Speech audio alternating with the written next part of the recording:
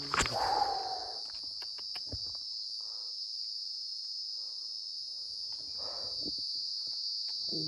มใหญ่เลยไม่ว่าอะไรพี่น้องเลยซ้ำน้ำเบาเดือบางเถื่อเหลือบจ้ะ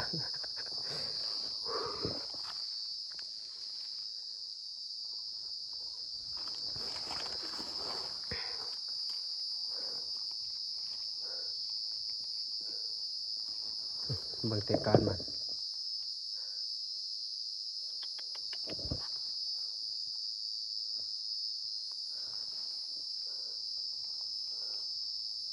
โอ้คันมาเห็นต้นจุ่มนี่ใบว่าอะไรพี่น้องเนี่ย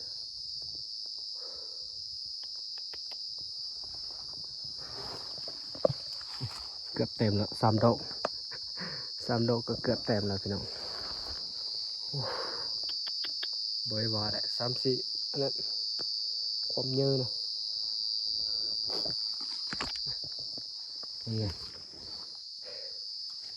ยังจะหาโตไปอีกนะพี่น้อง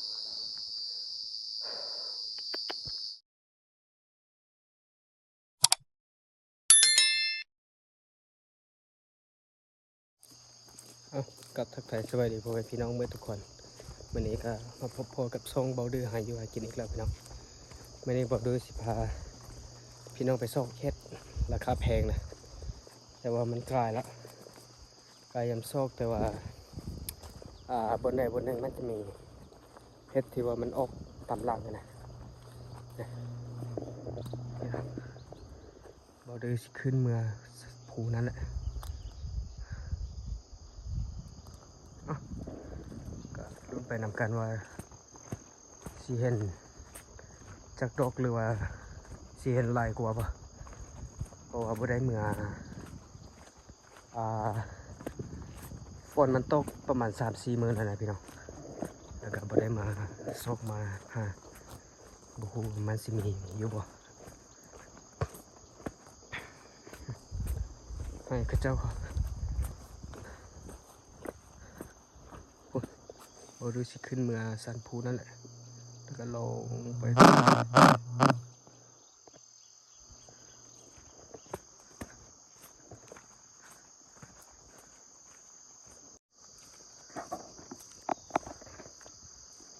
ฝน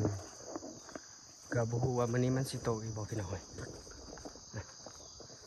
โอ้มามื้อนี้ทางโคตรมึนโคตรเปื้อนเลยโอ้มีห้วยเจ้าขี่รถจากเมือง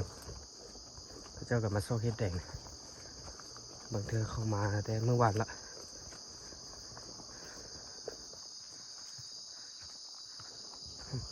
บรรยากาศฟ้าเคิมเนี่ยบางเธอฝนมันน่าสิตกเลย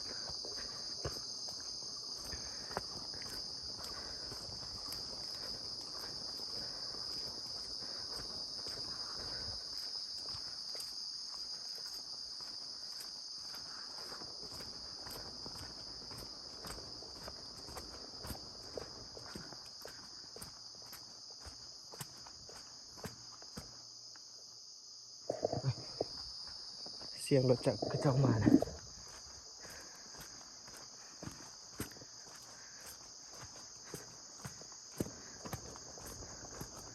เพราะว่าเห็ดตัวนี้มันราคามันโอเคอยู่พี่น้องเขาซื้อโลละเป็นล้านพุ่นนะ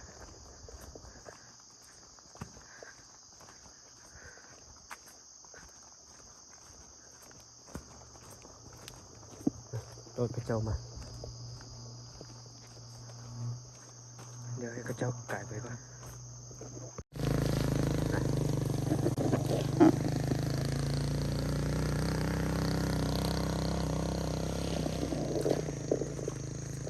บนพักบนอยู่กระเจ้าจะถึงพุ่นนะ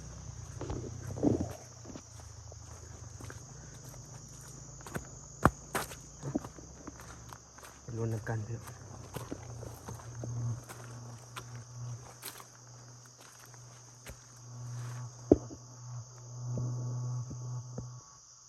แต่ก่อนอยู่นี่มันก็ออกเลย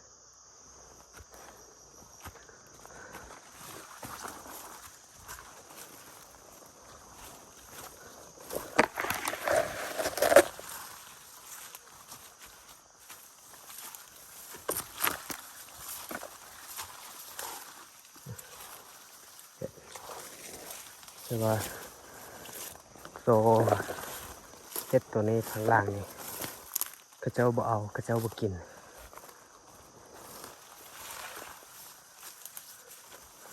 โอ้มันกลายมาแล้วพี่น้อง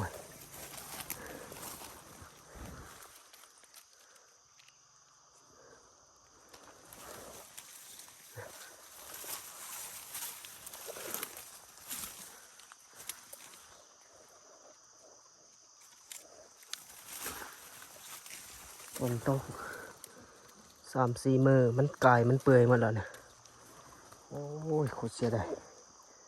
เฮ็ดเยอะบ่เยอะ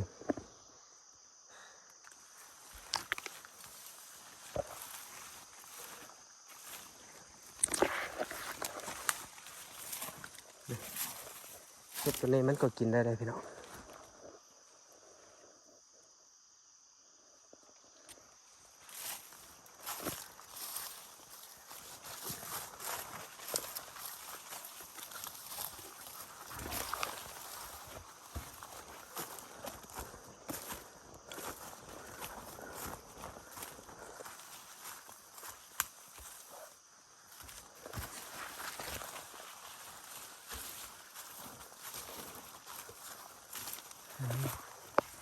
เบิ่งคือสิบ่แม่นเฮ็ดกินเฮ็ดเขาเจ้าเอานะ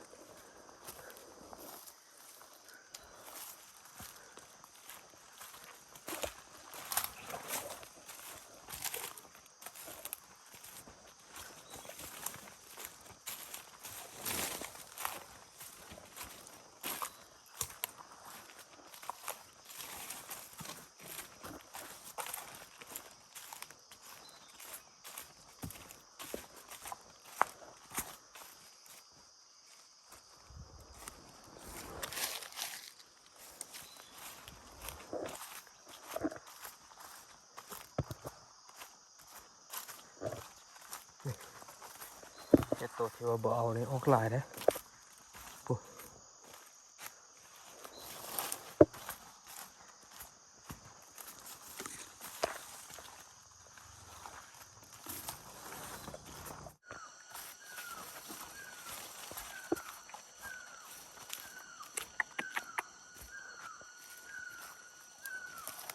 ดอกพี่น้อง2 ดอกโอ้มันจิกละดอกยังโอ้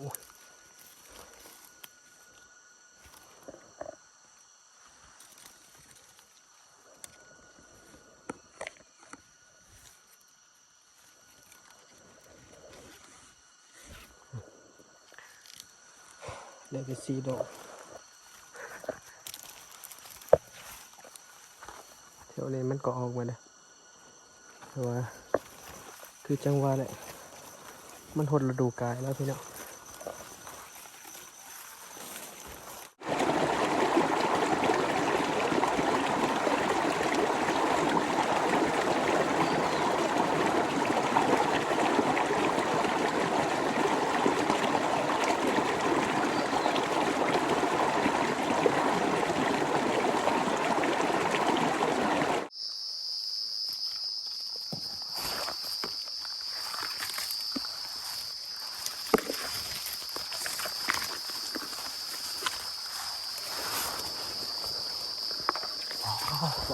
ว้าวโอ้โหพี่น้องโอ้ใหญ่พลิกพลี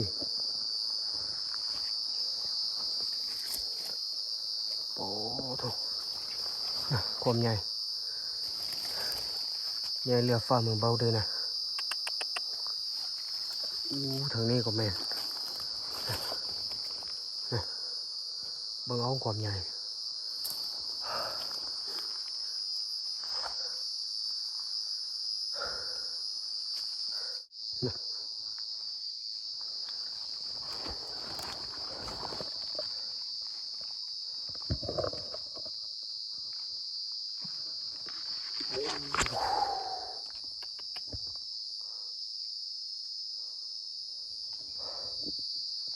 โอ้ ความใหญ่เลยไม่ว่าอะไรพี่น้องเลยซ้ำนาเบาเด้อบางเถื่อเหลือบจ้ะ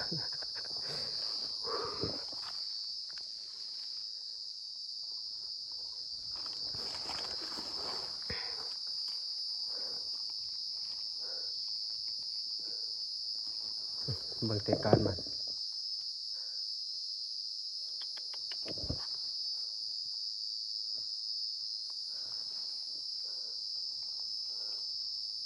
โอ้คันมาเห็นต้นจุ่มนี่บ่อยบ่อะไรพี่น้องเนี่ย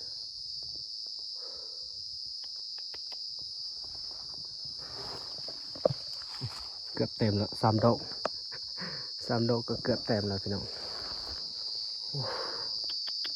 บ่อยบ่แหละ3-4อันนั้น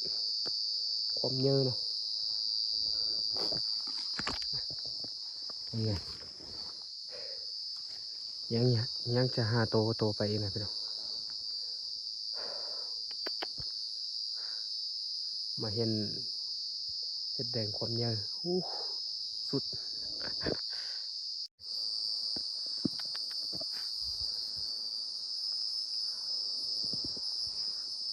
เดี๋ยวนี้มันออกเทือละดอก2 ดอกแต่ว่าเห็ดมันใหญ่เลย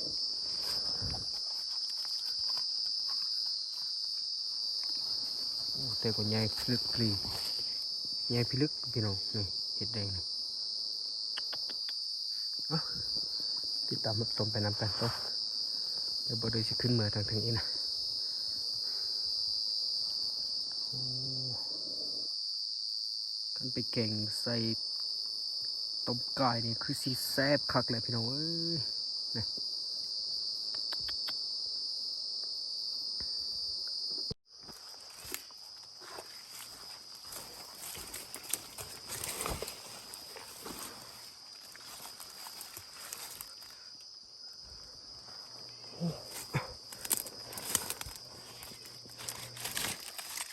เห็ดเลยพี่น้อง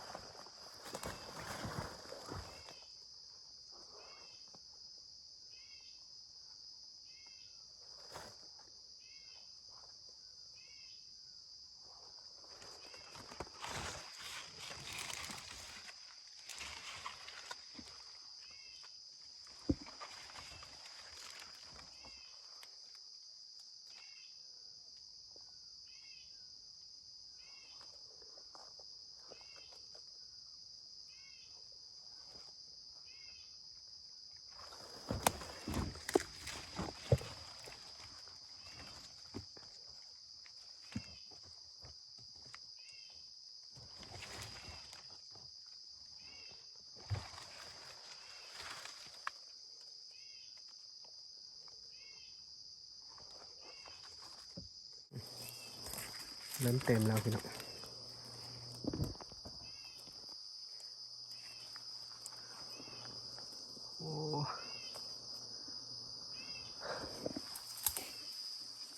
มันมีแต่ตัวบานมานะพวกมีตัวจุ่ม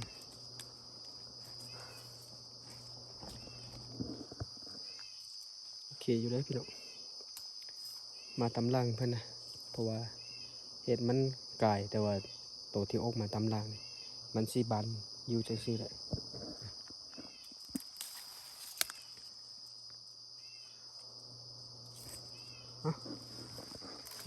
เบาลือสิลงไปลุมเพราะว่าเมื่อกี้เข้ามาทางฝักพุ่นอมมาไปสุดภูแล้วก็ลงมาพี่น้องลงมาเดี๋ยวบนบันไดบอลดูสิลงไปแล้วก็ตกไปทางพุ่นแล้วก็ไปตุบบนที่ว่าเขาไปพักไปเศร้านะจากสิเห็นอีกบอลหรือว่าบ่เห็นก็ยังบ่ฮู้เท่าใด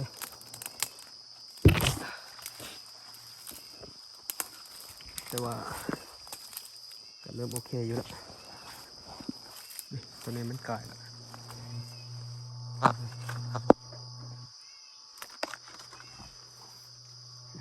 มันเปื่อยแล้วฝนตกโดนแล้วกันมันเปื่อย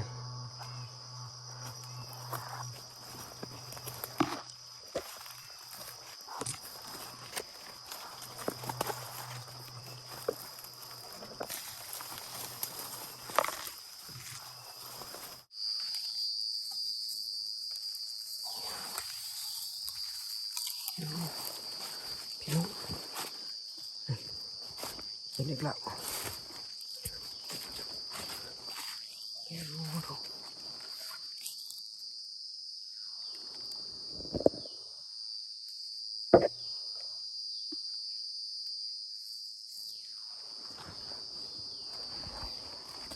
ยิงยางกันจังซี่เลย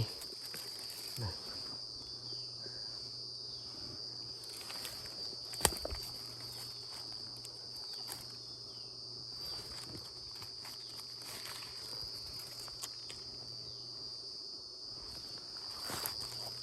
อุ้ยมันหักตกแล้วพี่น้องไหนบอก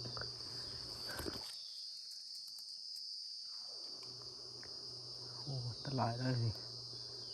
กันถึงห่างไกลนี่เรียบร้อยแล้ว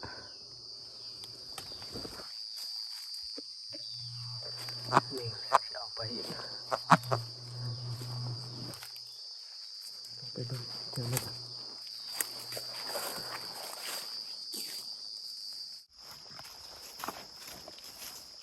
นี่นี่กันจังซี่เลยพี่น้อง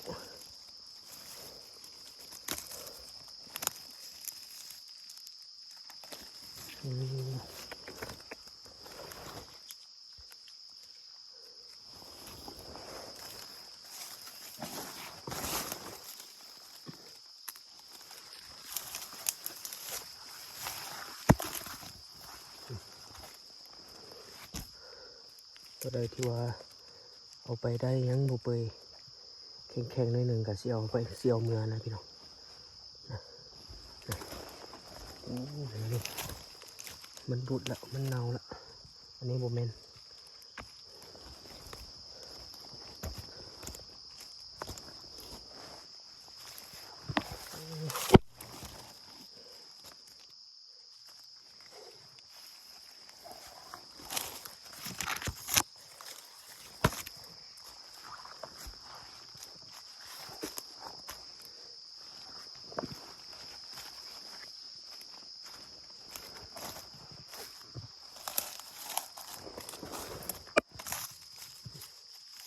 อันนี้มันยังอยู่ดินอยู่มันออกมาบ่ได้นะมันมีเครือไม้เลยโอเคแล้วพี่น้อง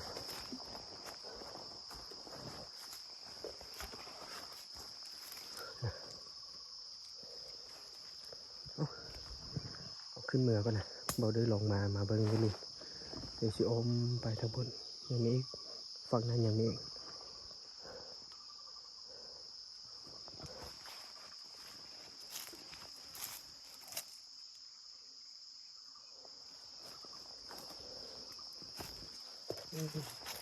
เสียดายมันบูดแล้วมันเปิดแล้วอันนี้ เป็นตัวมันเปิดแล้วนะกันบางยังไง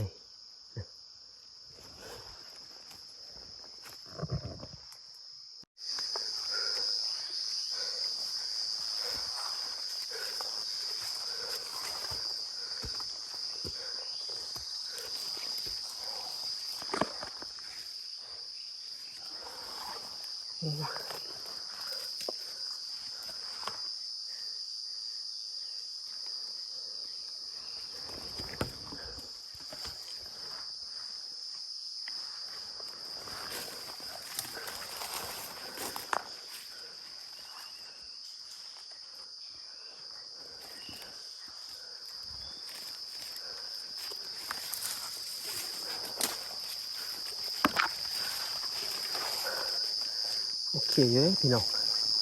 ไปบนหนึ่งละดอกสองดอกไปบนหนึ่งละสี่ห้าดอกโอ้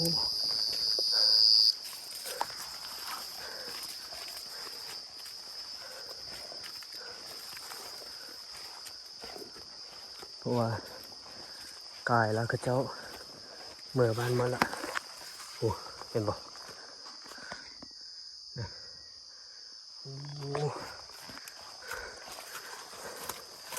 อ่ะโอ้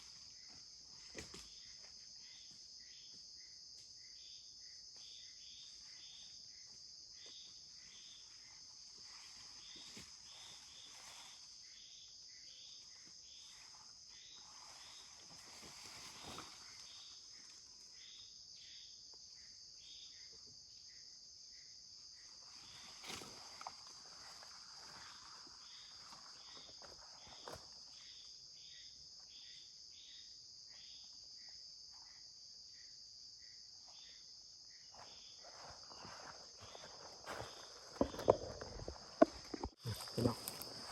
โอ้ยเริ่มเต็มแล้ว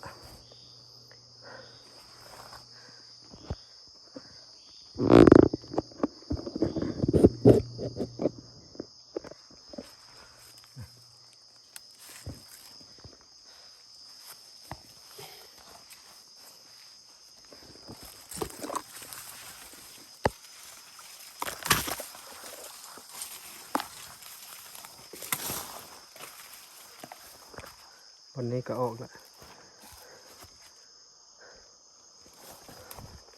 แต่ว่าเบิ้งบ่เห็นละเพราะว่าไม่เนี่ยที่ไหนเนี่ย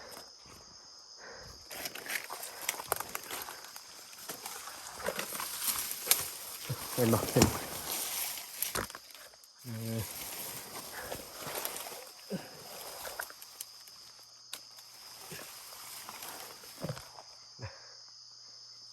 ดอกเก็บบนหนึ่งละดอกสองดอก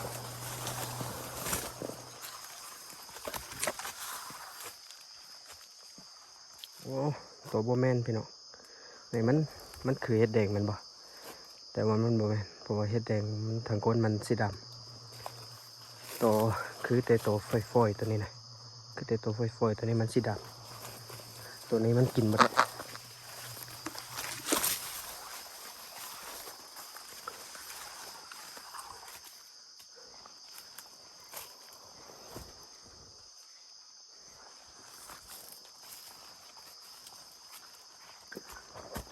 ตัวไปตัวโนก็ออก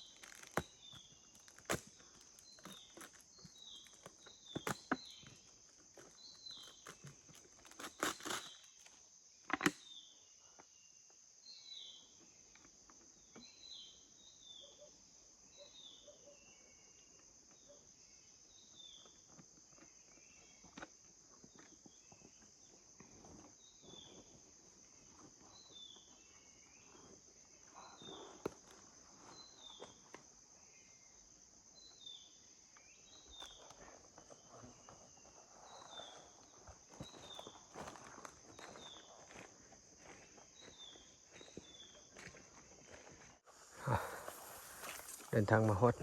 ให้พระเจ้าลาพี่น้องประเดี๋ยวเมื่อกี้ได้มาทักทายกับผู้เฒ่าเจ้าของสวนเจ้าของให้บอเดอร์ไปพุ่นแล้วก็ลงมาทำนี้โอ้ไม่อันนี้เขากำลังใหญ่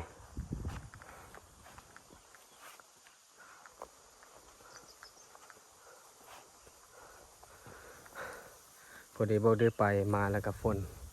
กำลังตกนะทางพุ่นเริ่มตกแล้วเริ่มแห้งแล้วทางพี่ก็แห้งไปแล้ว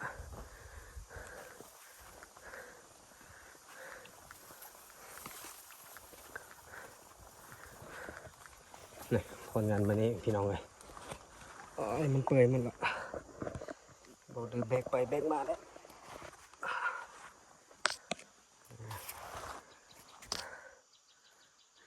มันหักมัน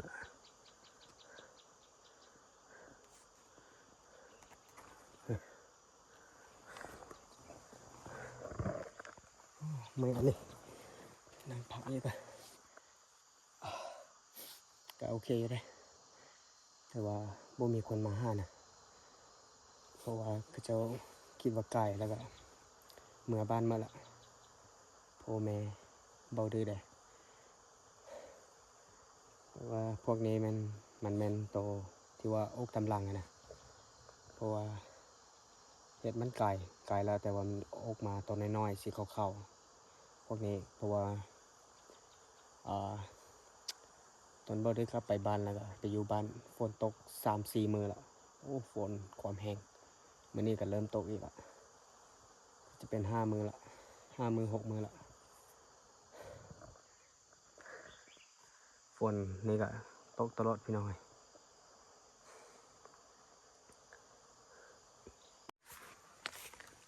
เดินทางต่อใกล้จะฮอดแล้วนะใกล้จะฮอดบนที่พักที่อยู่อาศัยละ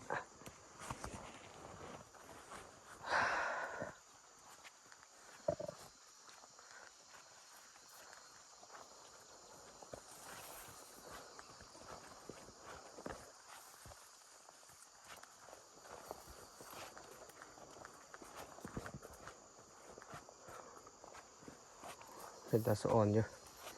เขาเนี่ย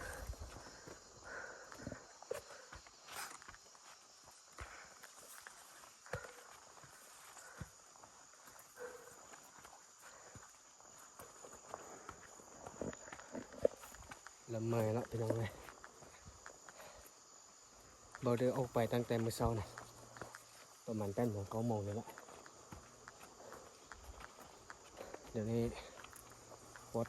ประมาณ1 โมงละเข้ากับคิวเมยละเมย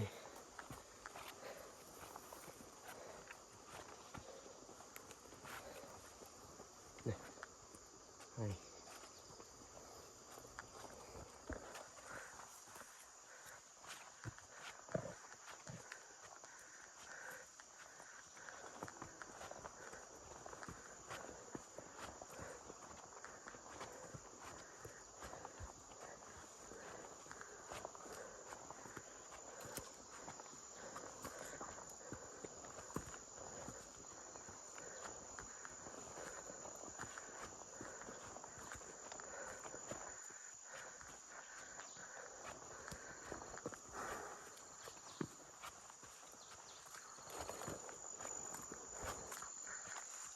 ตุ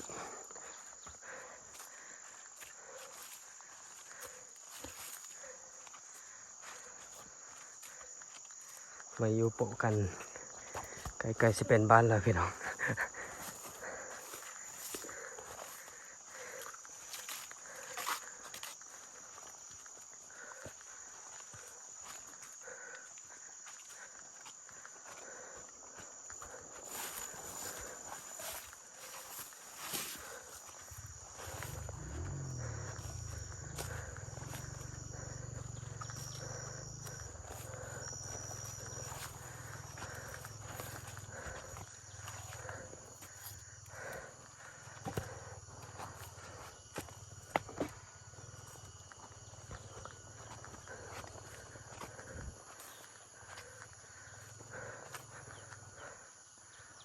บรรยากาศพี่น้องเลย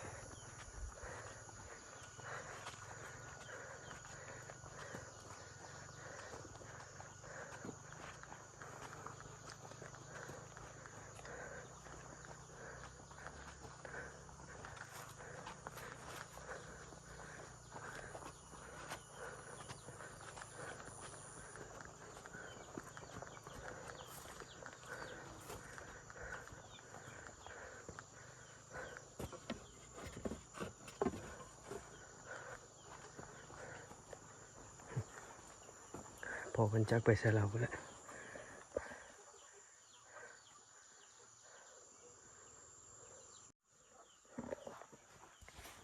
ขอบพกเลย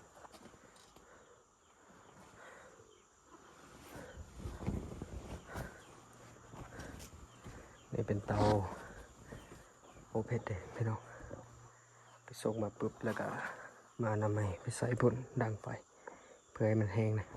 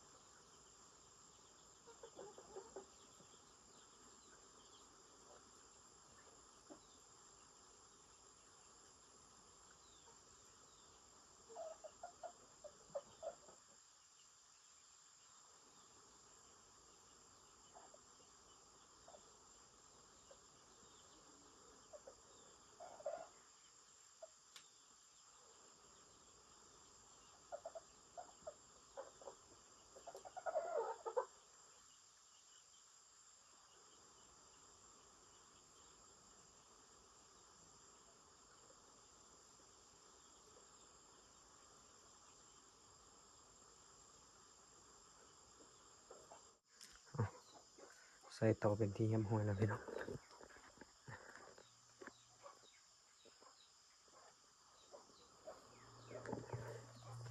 สำหรับคลิปนี้ก็บ่มีอย่างแล้วก็